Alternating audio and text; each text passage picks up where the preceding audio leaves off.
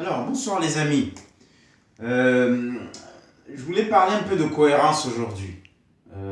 Cohérence, j'entends par cohérence le fait d'être en adéquation avec ce qu'on dit et de toujours tenir le discours, peu importe l'espace et le lieu et le moment.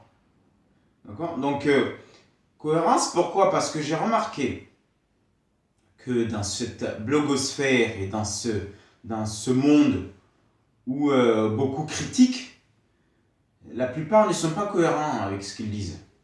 D'abord, ils ne sont pas cohérents dans le discours partout où ils sont et dans tous les lieux où ils se trouvent.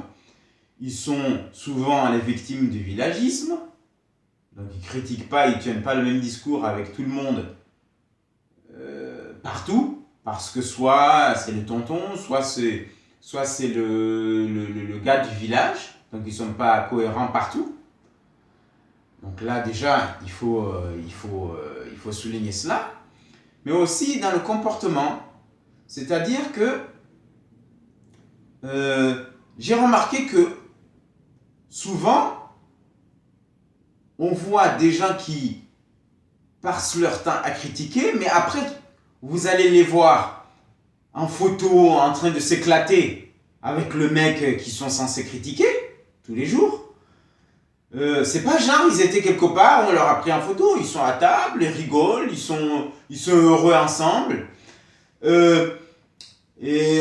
Soit ils ont leur numéro, ils s'appellent, hein, et après l'excuse qu'ils vont te sortir, c'est oui, mais même si je suis pas d'accord avec ce qu'il fait, je suis pas d'accord avec sa politique, ça ne m'empêche pas qu'on puisse parler. Non, mais je vous ai pas demandé je vous ai pas demandé de pas dire bonjour, de pas être courtois quand vous rencontrez quelqu'un. Mais il y a une différence entre la courtoisie, hein, parce que vous avez rencontré quelqu'un, et le fait de s'échanger des téléphones, de s'appeler, des textos, des photos, prendre le thé, un petit verre ensemble. À un moment donné, il faut arrêter. Et ça, ce que j'ai compris par là, c'est que tous ces aboyeurs-là, en fait, ils aboient. Hein? Aboient pour qu'on les remarque. J'aboie pour que tu puisses me remarquer et m'appeler à venir te rejoindre. Hein?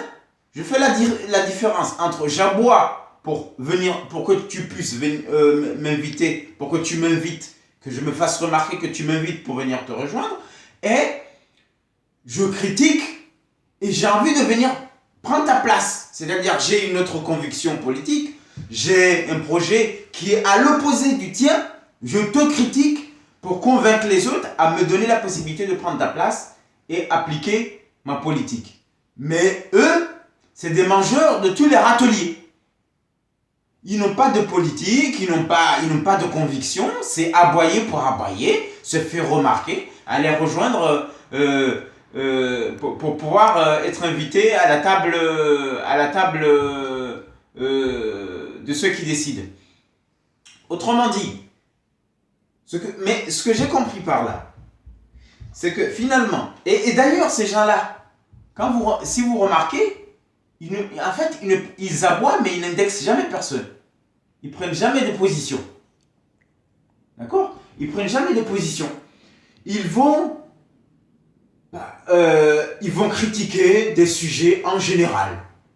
Ils vont des discours convenus. Hein ? C'est un peu comme le Nouveau Testament. Tu ne voleras point. Tu ne tueras point. Tu ne tutues point, tu ne fifis point. C'est-à-dire, c'est des généralités. Mais ils ne vont jamais indexer qui que ce soit. Pourquoi ? Parce qu'effectivement, ce qu'ils veulent, c'est ne pas froisser qui que ce soit parce qu'effectivement, il faut se garder, parce que tu sais pas, ça peut être lui qui peut t'appeler demain pour aller le rejoindre. Et quand vous avez un débat, le mec qui débarque, c'est les spécialistes de ce que j'appelle la synthèse. La synthèse. Vous avez un débat, vous chamaillez parce que vous croyez en ce que vous pensez, en vos convictions. Donc, quand tu crois en ce que tu penses, souvent, t'es un peu passionné. Donc, tu es passionné, tu crois en ce que tu dis. Lui, il arrive avec un discours. Bon, bah, écoutez, on va essayer de remonter le niveau, là. Hein. On remonte le niveau. Hein. Soit quand vous écrivez, on remonte le niveau. Alors là, tout le monde se tait, hein, on le regarde. Bon, là, c'est quand c'est un débat vocal, hein, où, voilà, tout le monde le regarde. On va rehausser le niveau. Donc lui, il se contente de quoi? Il prend pas position hein, sur le sujet. Il va te sortir des généralités, il va faire la synthèse de tout le monde, et à la fin, tout le monde se regarde. Bon, qu'est-ce qu'il a dit? On ne sait pas ce qu'il a dit. Le spécialiste de la synthèse. D'accord? Et je le reproche souvent à certains intellectuels. Mais ça, je veux dire, si on critique, il faut savoir indexer. Il faut savoir dire, toi, tu as volé. Moi, mon frère, si demain mon frère a un comportement suicidaire, comment dire, un comportement qui condamne le peuple comorien, qui met en péril ce peuple-là, moi, je ne connais pas mon frère, c'est fini. Tu ne me connais pas. Tu devendis un bandit de quatre chemins, tu te sers dans les deniers publics, je ne vais pas aller prendre un verre avec toi ou m'asseoir entre amis pour parler de je sais quoi. Voilà. Donc, la vidéo aujourd'hui, c'était un peu de parler de ce manque de cohérence de certains. Je n'en peux plus. D'accord? Je n'en peux plus, c'est fatigant. Voilà, c'était sur ça. Et j'ai dit aussi que j'allais un peu parler de ce magazine Salwa Mag. Salwa Mag. Quand vous allez sur, je ne sais pas s'il sort en papier d'ailleurs, mais ce que je vois, c'est surtout sur Facebook.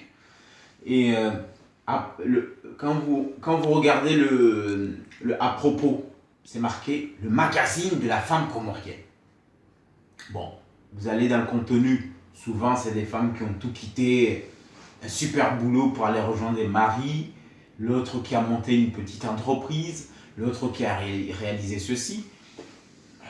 Je suis désolé, mais peut-être ces gens-là, c'est des féministes ou de je ne sais pas quoi. Mais Salwa Mag, ne serait-ce que le fait de créer un magazine spécifique à la femme, c'est encore plus misogyne. Vous imaginez? Demain, je crée un magazine Kandou Mag. Kandou Mag pour les hommes. Le magazine Kandou Mag. De l'homme comorien. Je suis désolé, la femme, c'est l'égal de l'homme. D'accord? Chacun a des caractéristiques peut-être qui sont naturelles. Parce qu'il est homme ou femme. Mais en qualité intellectuelle, la femme est l'égale de l'homme. Hein? Pourquoi aller créer un magazine qui parle spécifiquement de ce qu'aurait réalisé une telle femme, comme si c'était extraordinaire? Ah, vous avez vu? Une femme qui a réalisé telle ou telle. Et puis d'autant plus quand vous regardez. Ça, je trouve ça assez misogyne. C'est misogyne. C'est penser que c'est exceptionnel qu'une femme ait réalisé quelque chose. C'est la moitié de l'humanité quand même. Donc vous créez un magazine pour la femme. C'est ridicule. Comme si j'allais créer un magazine pour l'homme, Kandou Mag ou Kofia Mag. C'est ridicule. D'autant plus que là-dedans, ce que j'ai remarqué, c'est des photos. Oh, regardez les plus beaux sourires de la femme comorienne. Les plus beaux habits, le salouva de la femme comorienne. Bon, dans ce cas-là, il faut nous dire. À la limite, si c'était un magazine qui parle de mode,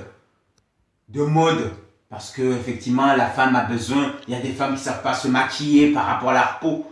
Ça, c'est normal.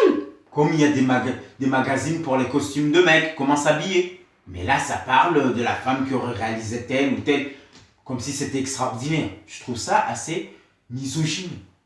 Misogyne. C'est irrespectueux par rapport à la femme. Et puis, ça s'est transformé en magazine, je veux dire, de certaines qui veulent se faire voir. Ça remplace un peu le voici comorien. Il y a un fantasme de faire un voici comorien. Faire tu vois, un peu du people. Tu m'as vu, j'étais dans Salwa Mag. Le sourire, t'as vu ce que j'avais mis? Salwa Mag. C'est ridicule. C'est de la merde. je trouve. C'est merdique. Voilà ce que je voulais dire. Je vous souhaite une bonne soirée et à bientôt.